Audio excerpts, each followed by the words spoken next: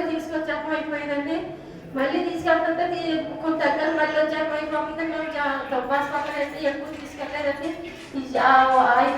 విజయవాడ తీసుకెళ్ళామండి, వైజాగ్ తీసుకెళ్ళాం. వాళ్ళు కూడా ఇలాగ ట్రాన్స్ఫర్ చేయాలని చెప్పలేదండి.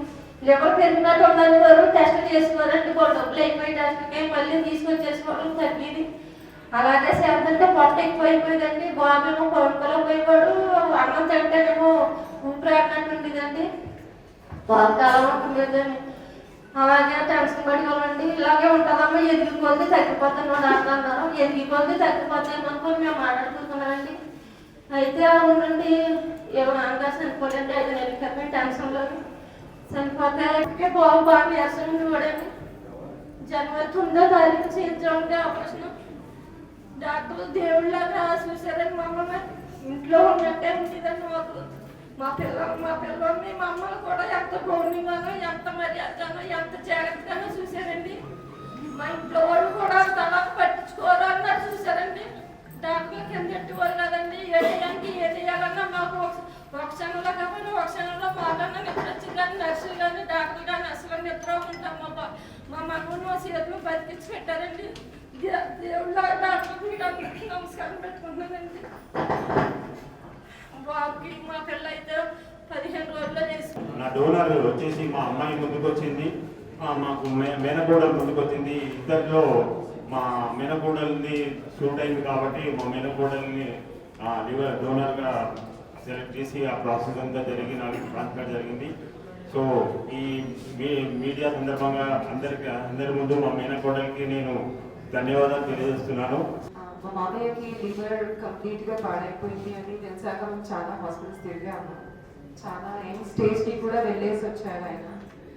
సో కొన్ని హాస్పిటల్స్లో అయితే మేము ఏమి చేయలేమని చెప్పేశారు. ఏదైనా జరగవచ్చు, ఏ టైంలో ఏదైనా జరిగినా మేము రెస్పాన్సిబుల్ కాదు అని చెప్పారు.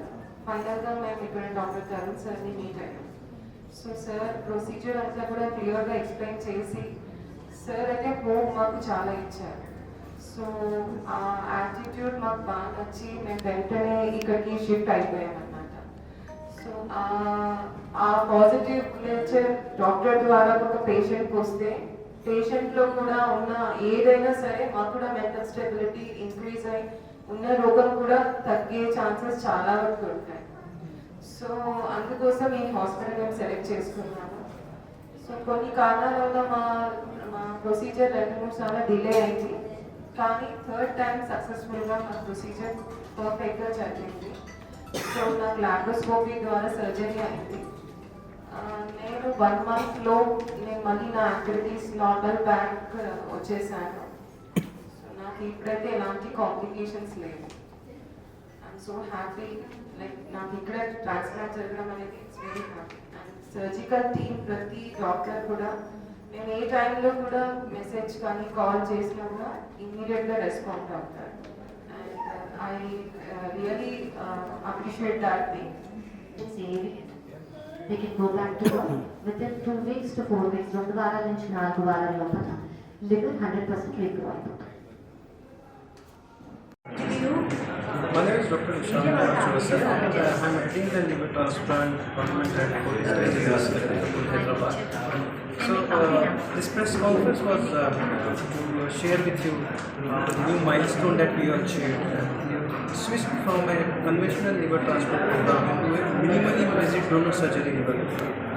Means now liver donor surgery we are being doing. Usually through ACS we are doing through a bigger incision, cutting all over the liver. But now it's possible to offer the same surgery through keyhole technique or minimal intensity laparoscopy. So this last 6 months we have completely switched to a minimal invasive surgery program, and we have done around more than 25 cases in the last 6 months. Second information that we wanted to convey to you is that we are also one of the very few centers who are offering pediatric liver transplant program.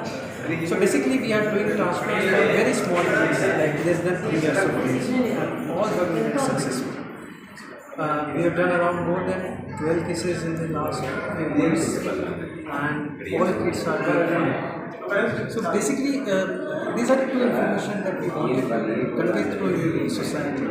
Even small kids, if they are offered liver transplant time, they can lead a normal and healthy life. Number two, donor surgery. Now, living liver donors no need to have a bigger scar, bigger incision on their abdomen for donor surgery. The same procedure can be done through keyhole techniques with a smaller incision, much faster recovery with the same result, quick recovery and with much lesser. Thank you so much.